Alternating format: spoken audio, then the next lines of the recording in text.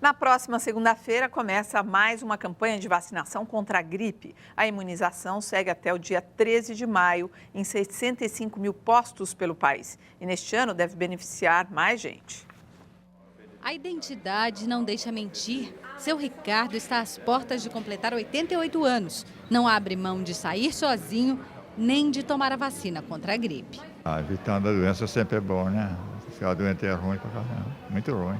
Este ano, além das pessoas com mais de 60 anos e dos indígenas, gestantes, crianças com mais de 6 meses e menos de 2 anos e profissionais da saúde também serão imunizados.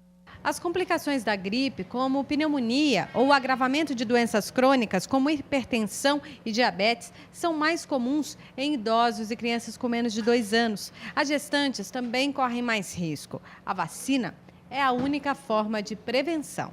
E é segura. Só é contraindicada para pessoas com alergia a ovo. A vacina contra a gripe não causa gripe. É importante deixar claro, a vacina ela é constituída apenas de pedacinhos do vírus. É uma vacina que a gente chama de split, que não tem capacidade nenhuma de desenvolver doença, mas sim apenas proteção. A 13ª campanha vai de 25 de abril a 13 de maio. Quase 24 milhões de pessoas vão receber as doses no Brasil. Mais de 5 milhões só em São Paulo. A vacina aplicada em Kaila dói também na mãe, mas ela sabe que junto com as lágrimas vem a proteção.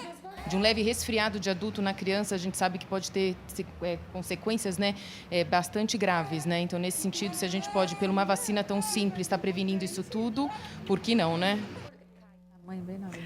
Cerca de 17 mil presos vão para as ruas em São Paulo passar o feriado prolongado com as famílias. Eles cumprem pena em regime semiaberto e começaram a ser liberados hoje.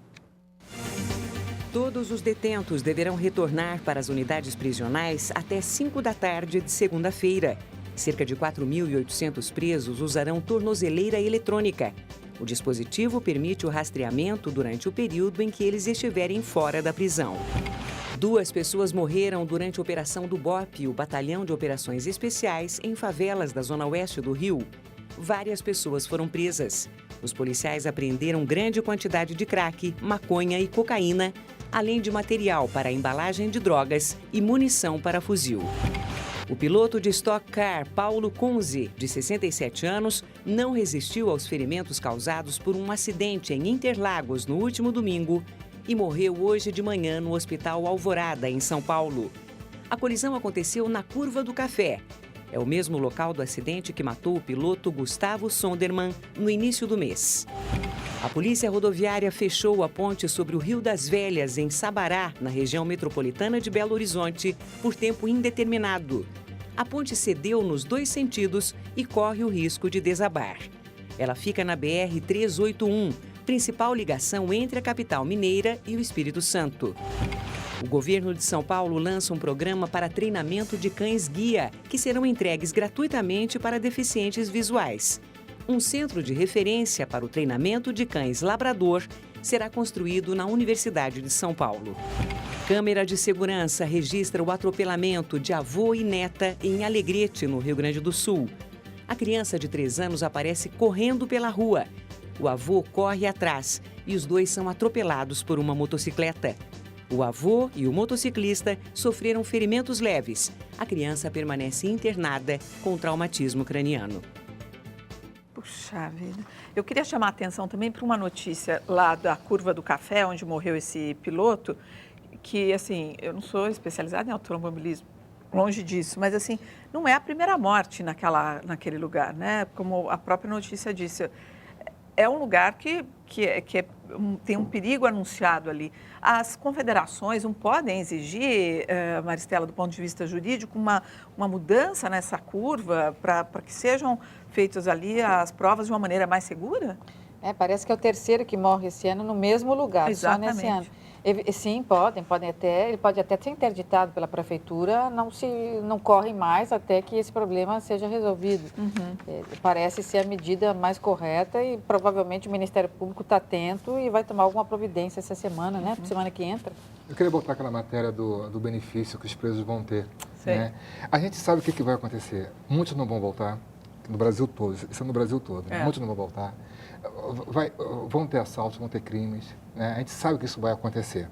E por que isso acontece, né? Porque eu fico pensando assim no reincidente, naquele sujeito que comete um crime, ele vai preso, vai para a mão do Estado e ele sai, vai e comete outro crime.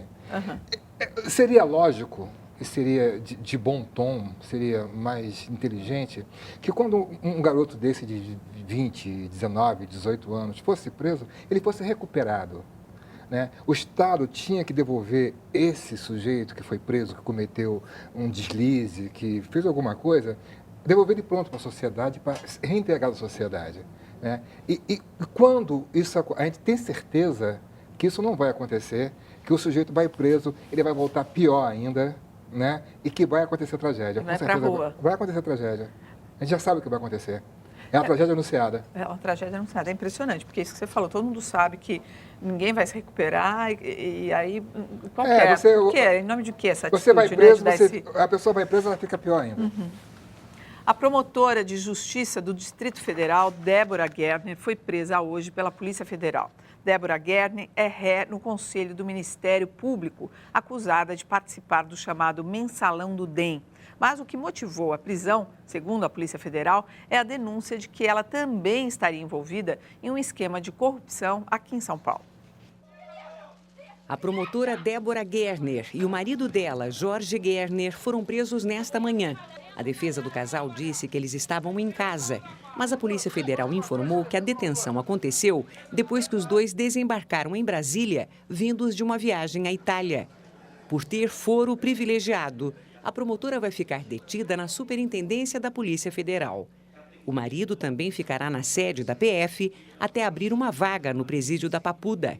Débora Gerner e o ex-procurador da República, Leonardo Bandarra, são acusados de receber R$ 1.600.000 do Mensalão do DEM, um esquema de propina envolvendo políticos e empresários de Brasília. Os dois também teriam tentado extorquir o ex-governador do Distrito Federal, José Roberto Arruda, para não denunciá-lo por participação no esquema revelado por Durval Barbosa, ex-secretário de Arruda. Ao depor no Conselho do Ministério Público em 6 de abril, Débora Gerner se descontrolou. Nos corredores, dava para ouvir os gritos dela. É verdade! Entendeu? Não é política! Eu não vou embora, não. Essa é a minha vida. É meu julgamento. Por que ninguém do Mensalão do DEM foi denunciado ainda? Pesa sobre a promotora também uma acusação de fraude processual. Débora Gerner apresentou 2 laudos médicos alegando insanidade mental, o que justificaria sua conduta irregular. Na investigação, a Polícia Federal descobriu que ela foi treinada por um psiquiatra para mostrar os distúrbios. Outra acusação contra ela e o marido aponta a participação dos dois em um esquema de corrupção em São Paulo. Não foram divulgados detalhes desse caso. A defesa do casal informou que vai primeiro analisar o processo para depois se pronunciar. Nossa, promotora é um show à parte, não? Primeira vez que eu vejo alguém fazer concurso, cursinho para maluco, né? Agora você vê assim, esse mensalão do DEM, né, ele foi tão forte, ele praticamente acabou com a oposição. Porque teve o mensalão do PT, foi forte, teve as denúncias, muita gente caiu, o Palocci caiu, né? Foi assim uma coisa que deu um baque forte no partido. Mas o partido estava forte, tinha comunicação com a população, tinha projetos. A partir daí, o DEM e o PSDB, eles ficaram o tempo todo no denuncismo, denunciando, e não tinha projeto nenhum, não tinha nada para apresentar. Né? Esse artigo que o Fernando Henrique Cardoso... Que aconselha o que PSDB... aconselha a se comunicar, tinha que ter, sabe... Só para o telespectador acompanhar, dar um resumo do que não, tinha que ter artigo. O artigo que fala de como a oposição tem que se portar diante do governo Lula, diante do governo Dilma, do fenômeno do PT.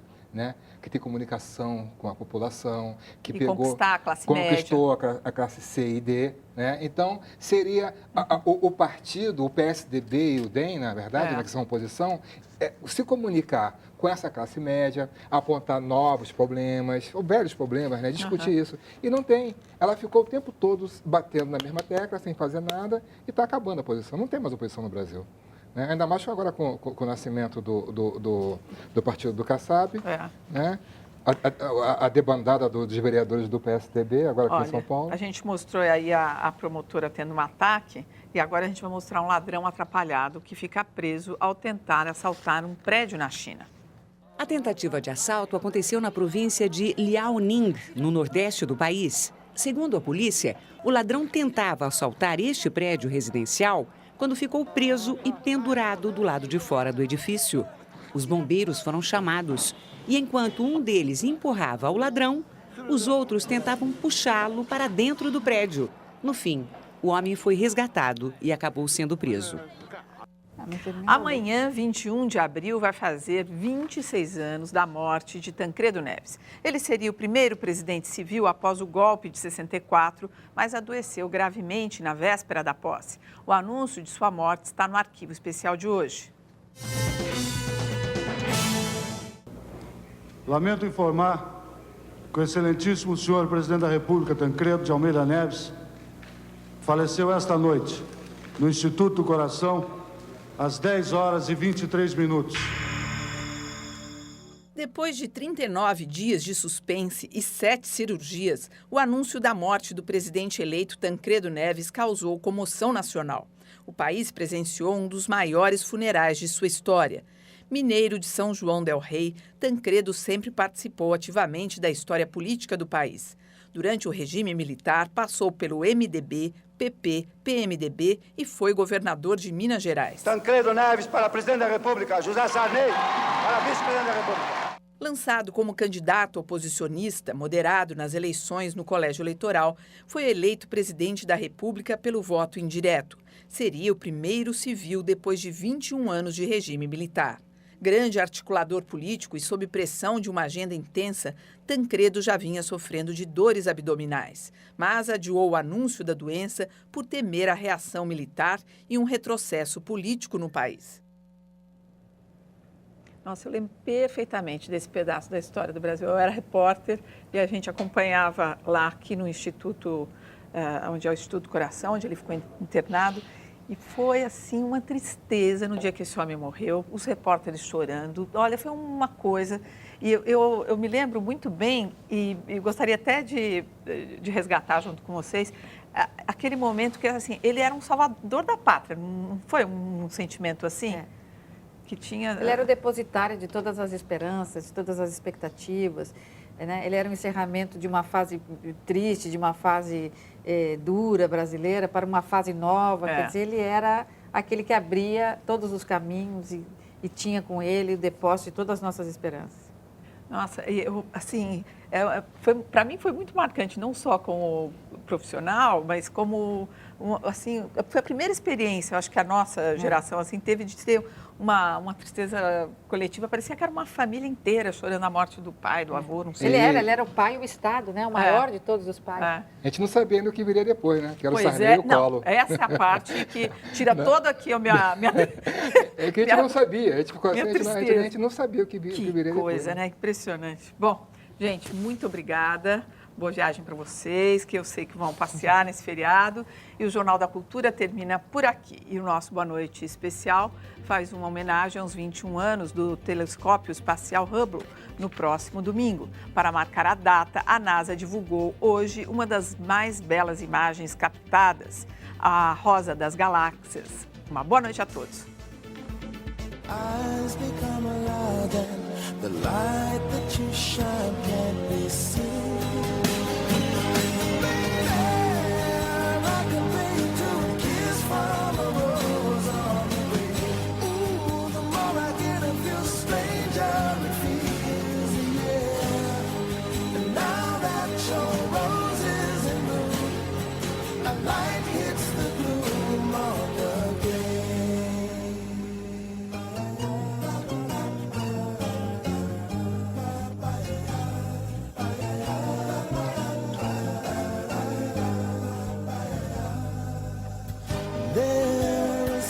A man can tell me so much Jornal da Cultura, apoio Cartões Bradesco, Vantagem.